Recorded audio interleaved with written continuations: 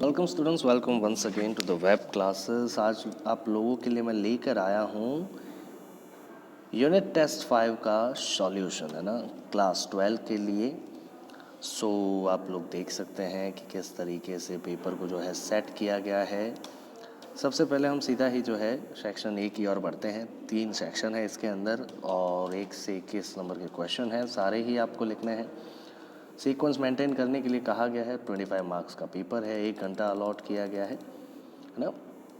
तो section A की ओर बढ़ते हैं। सेक्शन ए में सबसे पहले क्या दिया गया है तो आप सभी लोग देख सकते हैं। Sorry, just a moment. Okay, एक पैसेज दिया है, उस पैसेज को रीड करना है और उसमें से जो है आपको क्वेश्चन आंसर्स ऑप्शन में से सिलेक्ट करने हैं।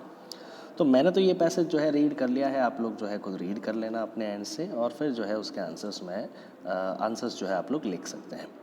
डायरेक्टली मैं आपको आंसर की ओर ले जाता हूँ। सबसे पहला क्वेश्चन क्या है, Gandhi and the lawyers worked rigorously. क्यों जो है वो काफ़ी कड़ी मेहनत कर रहे थे, है ना। तो ये यहाँ पर समझने की काफ़ी कहा जा सके कोशिश करनी पड़ेगी आप सभी लोगों को कि लोग इतनी मेहनत क्यों कर रहे थे, गांधी जी और जो भी लॉयर्स थे उनके साथ में वो सारे के सारे, है ना।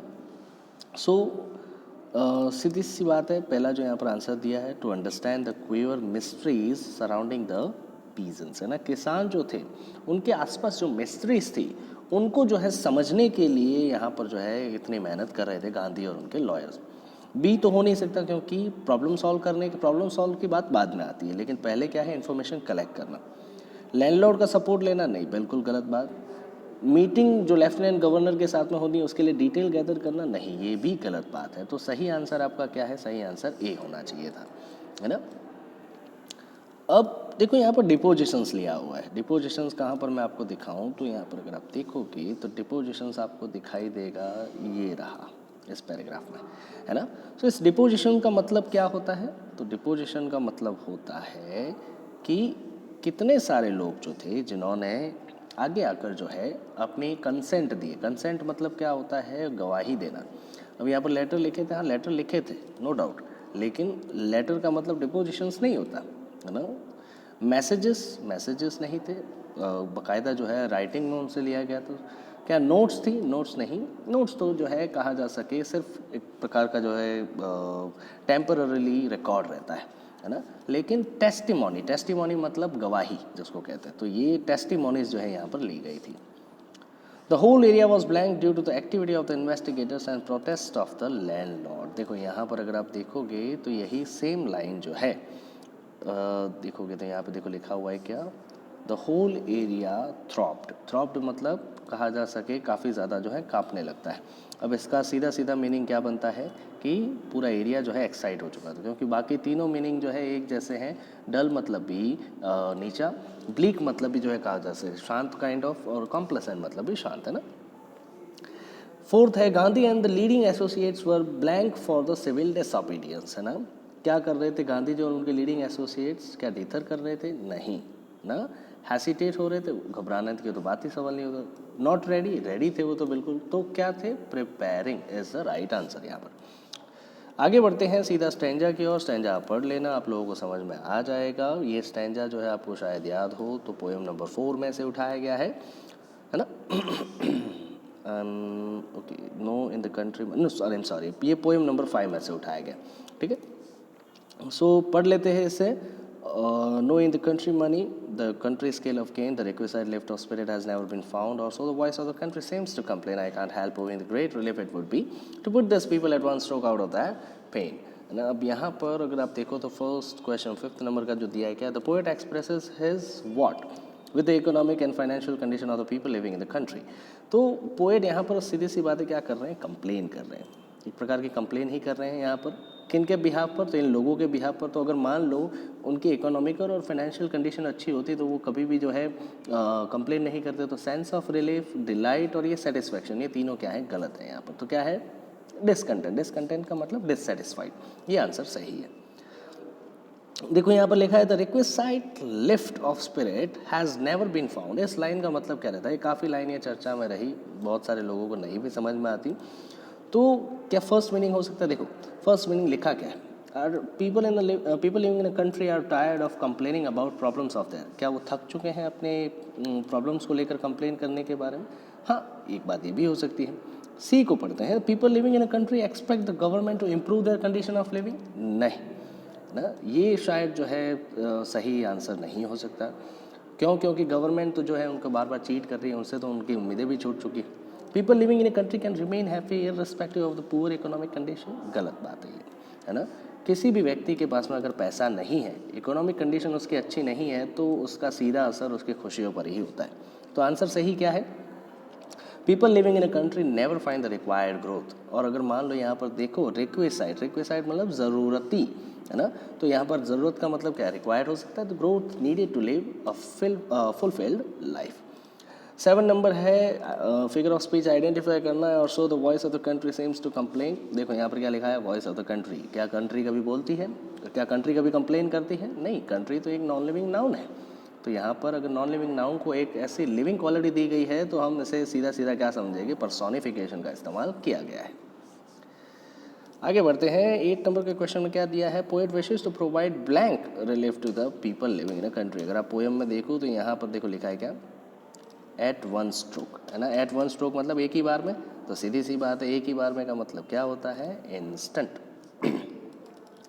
देखो ये क्वेश्चन है 9 नंबर सेक्शन बी के अंदर, why do you think Gandhi consider the Champaran episode to be a turning point in his life. क्यों? क्योंकि उसकी वजह से काफ़ी सारे लोगों को जो है उन्होंने मदद की थी, किसानों को, और फ्यूचर में जो क्विट इंडिया मूवमेंट जो है 1942 में उन्होंने स्टार्ट किया था, ये एक प्रकार का चंपारण एपिसोड जो था उनके लिए क्या था, एक प्रकार का बेस था, है ना, एक कहा जा सके आधार था, जिसकी वजह से उन्होंने जो है अंग्रेज़ों के खिलाफ लड़ाई स्टार्ट की थी। इसी वजह से इसको वो क्या कहते हैं, तो टर्निंग पॉइंट कहते हैं अपनी ज़िंदगी का। एक क्वेश्चन आप पॉज करके जो है इसका आंसर लिख सकते हैं। 10 नंबर का है, describe the attitude of the average Indian in smaller localities towards advocates of home rule, write your answer with reference to the chapter Indigo, है ना। अब यहाँ पर देखो क्या समझाने की कोशिश की जा रही है कि जो होम रूल के एडवोकेट रहते हैं, होम रूल के एडवोकेट का मतलब क्या हुआ, मतलब जो नैतिक अधिकारों की बात करते हैं, जो कहा जा सके सरकार के खिलाफ जो है विद्रोह करते हैं, उसके जो एडवोकेट्स रहते हैं वो कहा जा सके उनके खिलाफ हमेशा ही जो लोग रहते हैं स्मॉलर लोकेलिटीज़ में, जैसे गांव में लोग रहते हैं, तो वो उनसे थोड़ा सा दूर ही रहते हैं। क्यों? क्योंकि सीधी सी बात है, होम रूल के एडवोकेट जो है वो सीधा सीधा किसके सामने खड़े हो जाते हैं, गवर्नमेंट के सामने। और अगर गवर्नमेंट के सामने मान लो खड़े हो गए, तो ये एडवोकेट तो 4 दिन की चांदनी के बराबर हैं, आएंगे और चले जाएंगे, बाद में तो उन्हीं को ही झेलना है इन गाँव के लोगों को। तो सीधी सी बात है, वो क्या करते हैं, उनसे डरते हैं। इसी वजह से जो है इनका एटीट्यूड थोड़ा सा नेगेटिव रहता है ना। नेक्स्ट है क्या, what was the plea of the folk who had put up the road side sign. Plea मतलब कहा जा सके याचना क्या है उनकी, है ना, प्लीड जिसको कहा जाता है। तो उनकी क्या याचना थी कि कोई एक आधी गाड़ी आए, वहाँ पर रुके, उनसे कुछ पैसे देकर जो है कुछ चीज़ें खरीदे, ताकि उनके पास में भी जो है पैसे आएंगे, सिटी मनी आएंगे, जिसकी बात की गई है, और सिटी मनी के कारण जो है वो भी अपना जीवन जो है आगे की तरफ बढ़ा सकते हैं। तो यही जो है उनकी याचना है कि कोई ना कोई गाड़ी जो है उनके पास में आकर रुके। आप इसे पॉज करके लिख सकते हैं। 12 नंबर का क्या दिया हुआ है क्वेश्चन, तो comment of the childish longing of the poet Robert Frost which he expresses in the poem road side stand. अब यहाँ पर चाइल्डिश लॉन्गिंग सीधी सीधी बात है किससे दी हुई है, तो जो डिज़ायर ये रूरल लोग जो है लेकर बैठे हों, जैसे एक बच्चे को लॉलीपॉप की जो है इच्छा रहती है अगर जब वो देखता है, तो यहाँ पर भी क्या है कि जब वो ये जो रूरल फोक है जो यहाँ पर रोड साइड स्टैंड लगाकर बैठे हैं, जब वो यहाँ से आने जाने वाली गाड़ियों को देखते हैं, बड़ी बड़ी गाड़ियों को, तो उनके मन में भी ये इच्छा जागती है कि कहीं ना कहीं मैं भी जो है इस प्रकार की ज़िंदगी जीऊँ। तो ये एक चाइल्डिश लॉन्गिंग है ना, एक प्रकार की बचकानी जो है इच्छा है। और जब भी वो जो है वहाँ पर बैठे रहते हैं अपने रोड साइड स्टैंड के विंडो में, तो वो देखते हैं कि आते जाते लोग जो हैं वहाँ पर रुक नहीं रहे हैं। तो इसी वजह से उनकी जो चाइल्डिश लॉन्गिंग है, इस चाइल्डिश लॉन्गिंग को जो है ज़्यादा कहा जा सके खुशी नहीं मिलती, वो वेन में है, वेन में मतलब तकलीफ़ में है ना।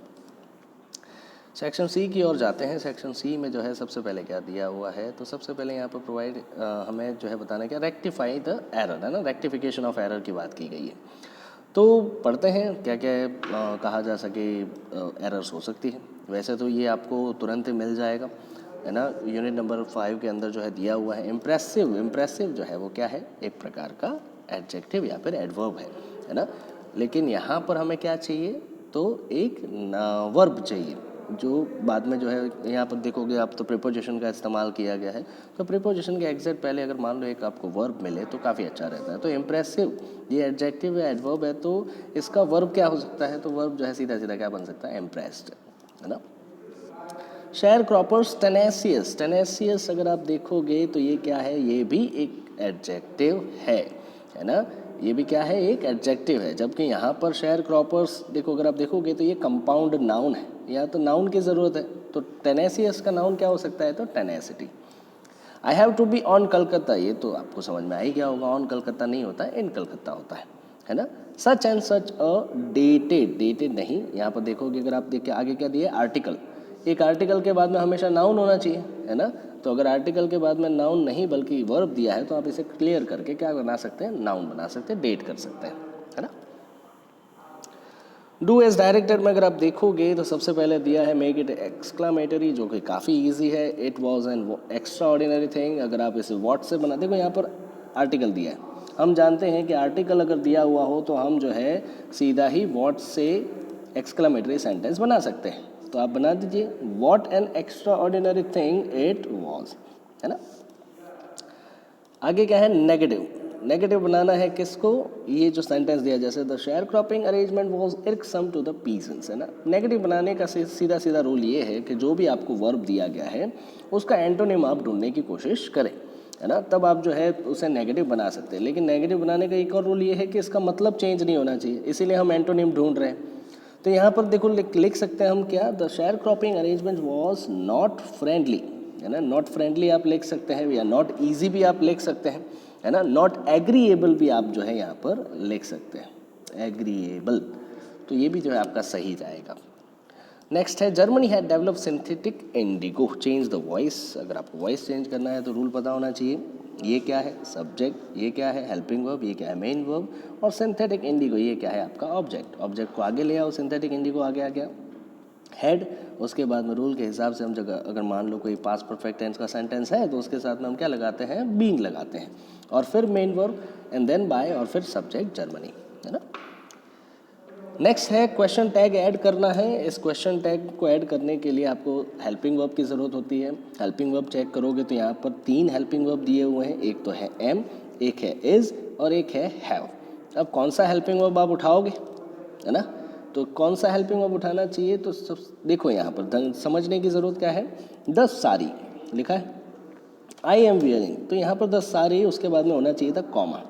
अगर यहाँ पर कॉमा लगा दो तो आपको समझ में आ जाएगा सीधा सीधा क्या इस्तेमाल करना है आपको, इज़, है ना। क्यों, क्योंकि इज़ ही इसका जो है कहा जा सके एक्शन वर्ब के तौर पर जो है इसका इस्तेमाल किया गया है। द सारी I am wearing is the only one I have, isn't it, यहाँ पर आंसर आ जाएगा। क्यों, क्योंकि ये पॉजिटिव सेंटेंस है, क्वेश्चन टैग आपका लगेगा नेगेटिव।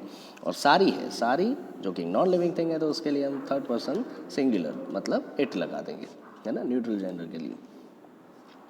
अब नेक्स्ट है और लास्ट है क्या, इंटेरोगेटिव बनाना है। इंटेरोगेटिव बनाने का सबसे इजी तरीका क्या है, आप लोग देखें मेन वर्ब कौन सा इस्तेमाल किया गया, मेन वर्ब इस्तेमाल किया है ट्राइड, है ना।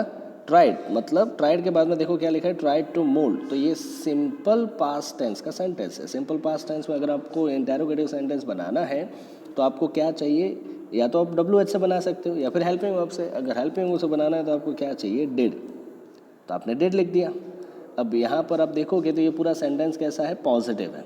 जबकि आप पॉजिटिव को इंटेरोगेटिव में कन्वर्ट करते हो तो आपको नेगेटिव करना होता है उसे, तो नेगेटिव इंटेरोगेटिव बनेगा यहाँ पर।